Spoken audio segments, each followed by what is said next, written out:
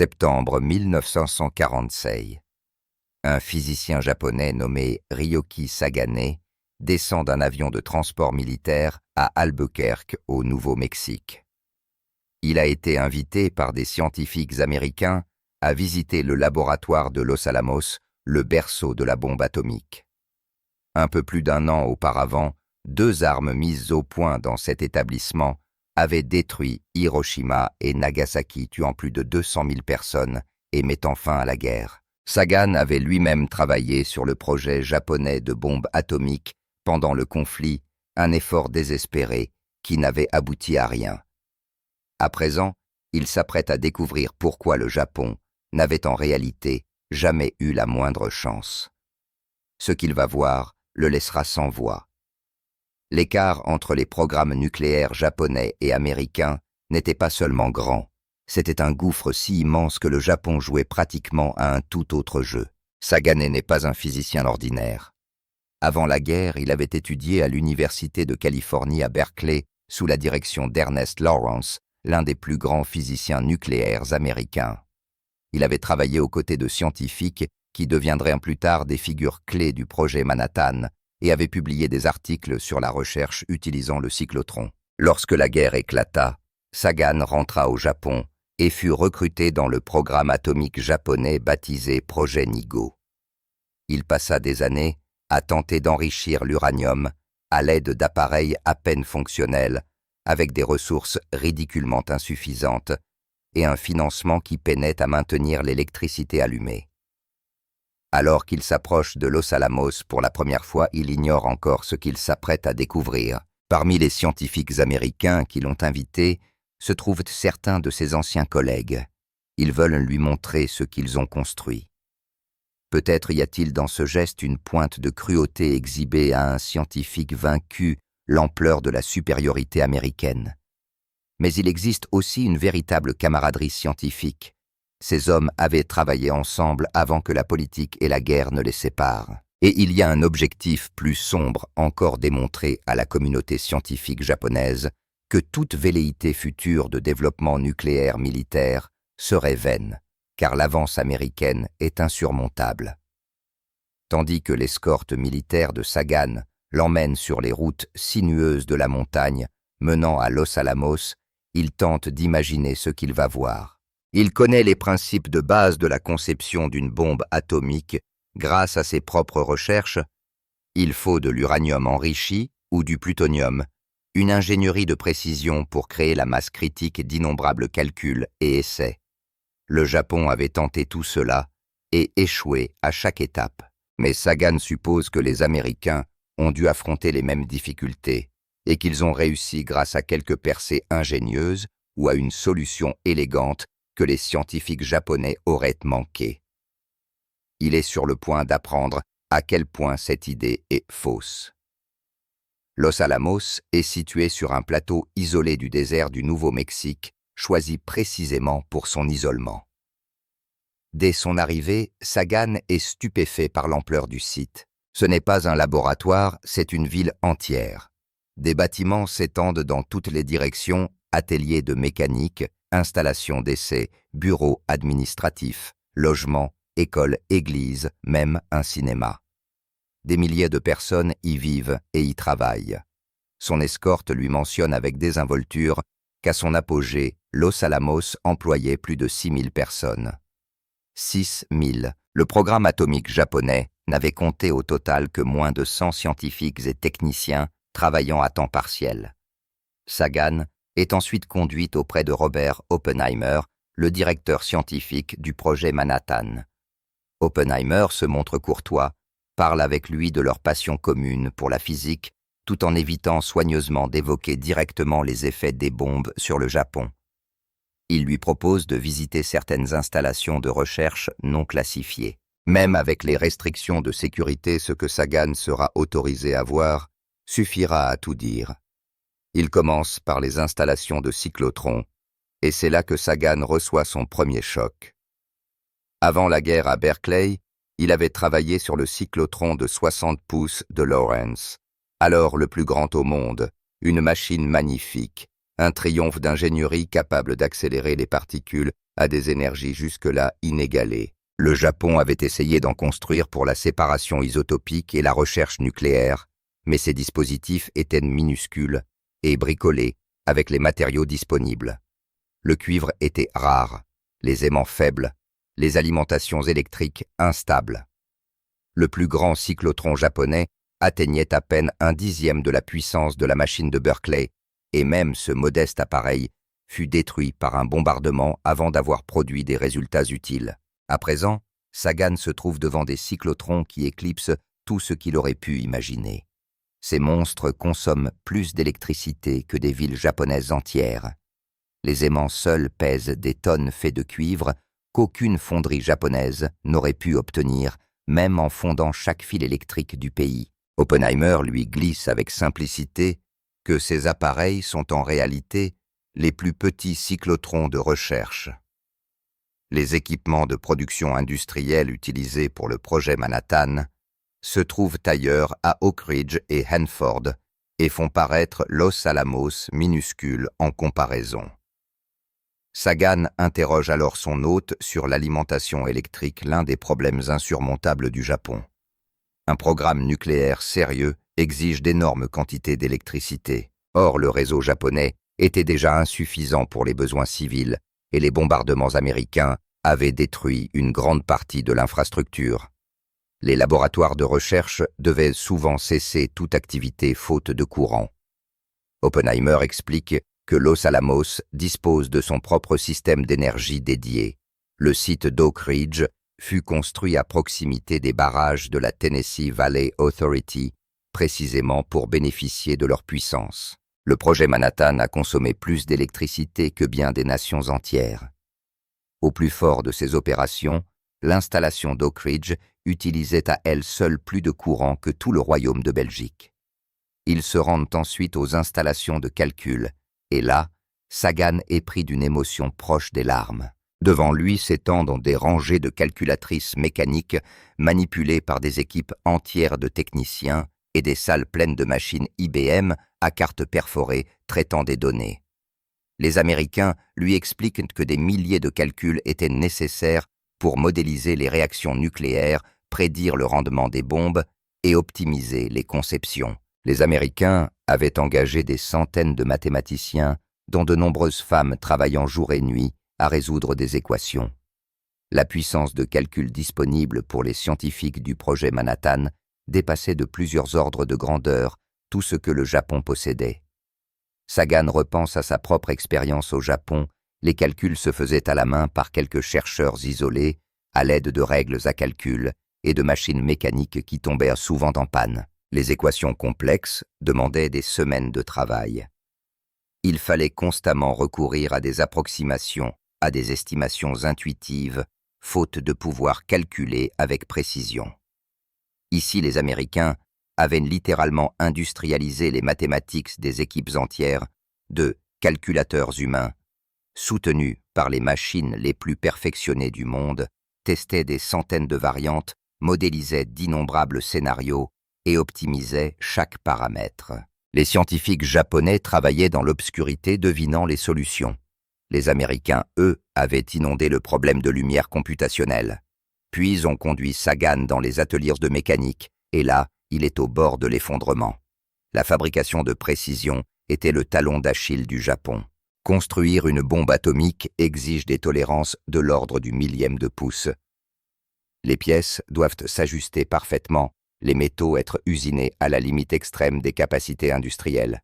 Mais les machines-outils japonaises étaient usées par des années de guerre, les ouvriers qualifiés envoyés au front et les matériaux de qualité inférieure. Chaque fois que le Japon tenta de fabriquer des composants pour ses réacteurs expérimentaux ou ses dispositifs de séparation, ce fut un échec. Les pièces ne s'emboîtaient pas, les joints fuyaient la précision, restaient inaccessibles. À Los Alamos, les ateliers semblent capables de produire des pièces pour des vaisseaux spatiaux. Les outils les plus modernes y sont manipulés par des maîtres machinistes exemptés du service militaire afin de travailler exclusivement sur le projet Manhattan. Sagan voit des exemples de cette perfection. Le cœur de plutonium de la bombe de Nagasaki est une sphère parfaite usinée à quelques millièmes de pouce près. Les lentilles explosives qui la compriment sont fabriquées avec une précision telle qu'elles explosent à quelques microsecondes d'intervalle. Le mécanisme à canon de la bombe d'Hiroshima est assemblé avec une exactitude absolue, sans la moindre marge de défaillance. Il repense aux tentatives japonaises, leurs joints à vide, fuyaient leurs pièces d'uranium grossières et irrégulières, n'auraient jamais permis d'atteindre la masse critique. Ils essayaient de construire une montre suisse avec les outils d'un forgeron, tandis que l'Amérique utilisait les instruments des meilleurs horlogers du monde. Sagan demande ensuite des précisions sur les matériaux, et la réponse le terrifie. L'uranium était la pénurie la plus critique du Japon. Il n'existait aucun gisement significatif sur le territoire ou dans les zones occupées. Il fallait importer de petites quantités de Corée et de Chine, des minerais de mauvaise qualité, nécessitant un traitement lourd. Sur toute la durée de la guerre, le Japon n'avait acquis que quelques kilogrammes d'uranium, traité une dizaine tout au plus loin, très loin de la quantité nécessaire pour une seule bombe. Les Américains lui expliquent que le projet Manhattan traitait des tonnes d'uranium. Des complexes industriels entiers comme celui d'Oak Ridge étaient dédiés à la séparation de l'uranium-235 de l'uranium-238, en utilisant plusieurs méthodes simultanément: séparation électromagnétique, diffusion gazeuse, diffusion thermique. L'échelle défie l'imagination. Le site d'Oak Ridge couvre plus de 180 km, employant 75 000 personnes. L'usine de diffusion gazeuse K25, le plus grand bâtiment du monde à l'époque, s'étend sur plus de 40 acres sous un seul toit. Ce bâtiment unique consacré à l'enrichissement de l'uranium est plus vaste que tout le programme atomique japonais réuni. Les usines de séparation électromagnétique utilisaient des milliers de tonnes d'argent emprunté au Trésor américain pour leurs bobinages électriques, le cuivre étant trop rare, même pour les États-Unis. Pendant ce temps, le Japon tentait d'enrichir son uranium avec une poignée de chercheurs et des appareils construits à partir de pièces récupérées. Puis vient la question du plutonium, et c'est là que l'écart devient véritablement absurde. Les scientifiques japonais savaient en théorie que le plutonium pouvait servir à fabriquer des bombes, mais le produire nécessitait des réacteurs nucléaires que le Japon était incapable de construire. Un réacteur de production exige un contrôle précis, un système de refroidissement massif, des matériaux spécialisés et surtout un fonctionnement continu pendant des mois pour générer suffisamment de plutonium. Le Japon n'en a jamais construit un seul opérationnel. Leur meilleure tentative fut un petit réacteur expérimental à peine critique, vite arrêté, faute de matériaux. Les Américains lui décrivent alors le site de Hanford dans l'État de Washington, et Sagan peine à croire ce qu'il entend. Hanford abritait plusieurs réacteurs à grande échelle, chacun refroidi par des milliers de gallons d'eau pompés chaque minute depuis le fleuve Columbia. Les usines de séparation chimique, où le plutonium était extrait du combustible irradié, étaient d'immenses complexes industriels où les travailleurs manipulaient des substances mortelles à distance, derrière d'épaisses parois de protection. L'ensemble du site employait 50 000 personnes et produisait assez de plutonium pour plusieurs bombes. La bombe Fat Man, larguée sur Nagasaki, contenait environ 6 kilos de plutonium fruit, de mois d'opération continue et de procédés chimiques d'une sophistication que le Japon n'aurait pas atteinte en 10 ans. Sagan finit par demander le coût du programme, bien qu'il devine déjà la réponse. Les Américains lui répondent que le projet Manhattan a coûté environ 2 milliards de dollars en 1945, soit près de 30 milliards actuels. C'est plus que ce que le Japon avait dépensé pour la production de tous ses avions militaires pendant plusieurs années de guerre. Le budget du projet Manhattan dépassait le produit intérieur brut de certaines nations, et ce n'était là qu'un programme parmi d'autres de la production de guerre américaine.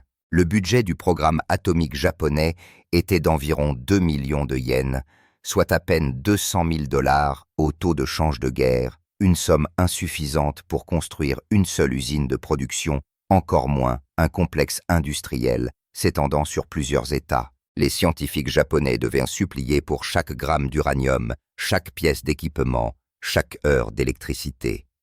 Ils essayaient de fissionner des atomes pendant que l'Amérique industrialisait la fission nucléaire. La révélation la plus écrasante survient quand ils abordent la chronologie.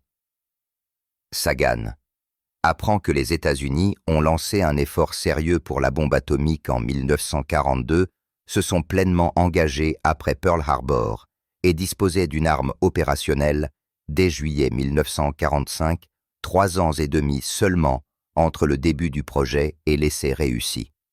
Cela paraît incroyablement rapide pour une entreprise d'une telle complexité. Comment ont-ils pu avancer si vite? La réponse est simple, les ressources. Ils n'avaient pas à choisir entre différentes méthodes. Ils ont poursuivi toutes les voies possibles, simultanément. Séparation électromagnétique, diffusion gazeuse, diffusion thermique, multiples conceptions de réacteurs, armes à uranium et au plutonium. Montage, canon et conception par implosion tout à la fois, en supposant que si la plupart des approches échouaient, au moins l'une d'elles réussirait. L'approche japonaise était l'exact opposé.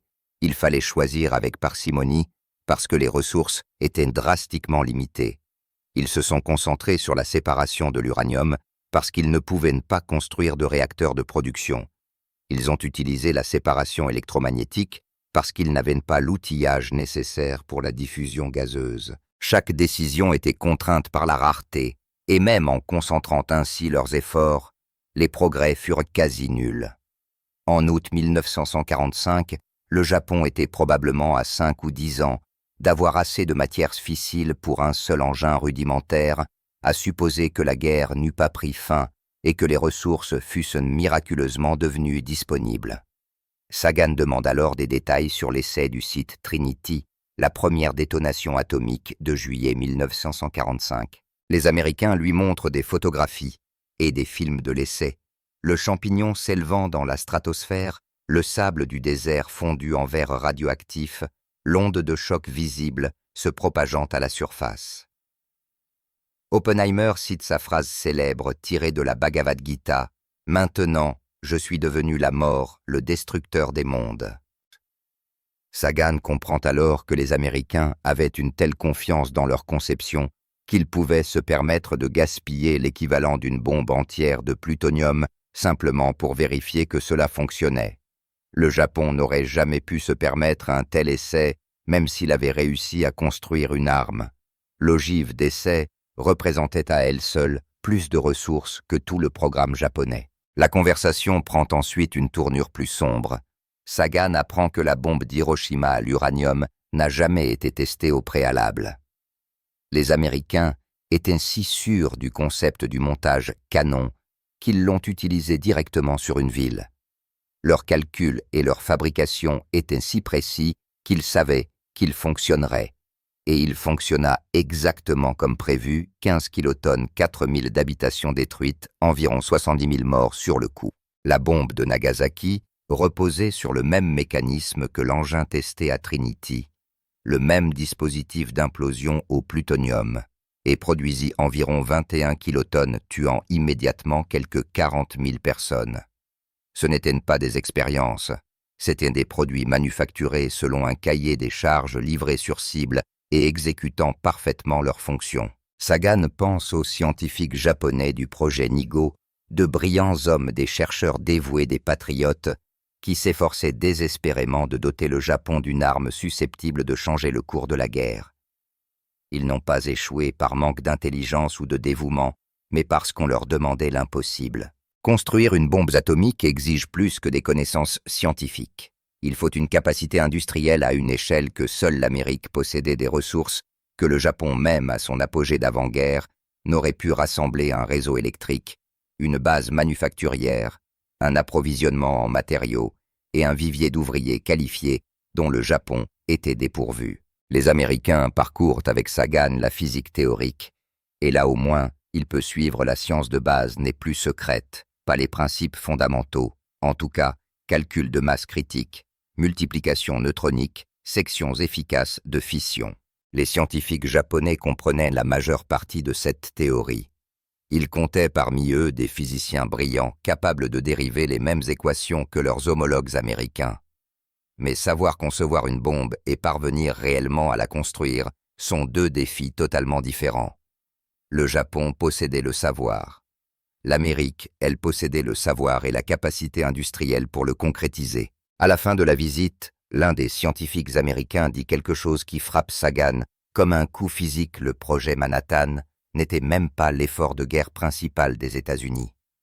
C'était un projet parallèle, un programme de recherche mené en même temps que la production d'armes conventionnelles. Pendant qu'ils construisaient des bombes atomiques, les Américains produisaient aussi des centaines de milliers d'avions, des milliers de navires, des millions de tonnes de munitions, et ils approvisionnaient non seulement leurs propres forces, mais aussi la Grande-Bretagne et l'Union soviétique. Les 2 milliards de dollars dépensés pour les bombes atomiques représentaient environ 1% du total des dépenses de guerre américaines. Le Japon lui avait consacré toute son économie à l'effort militaire, et pourtant, il avait été submergé.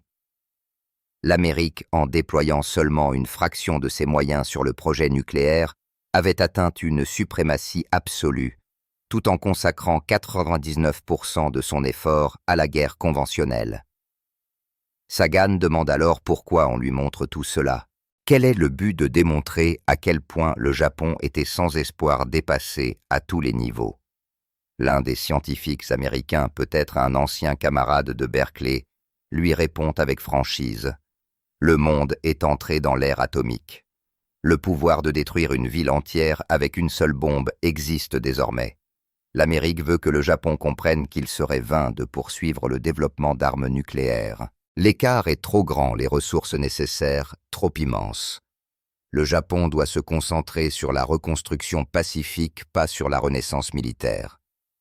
Kepuyi yo combat. Et derrière ce message, une menace implicite, l'Amérique développe déjà des armes encore plus puissantes.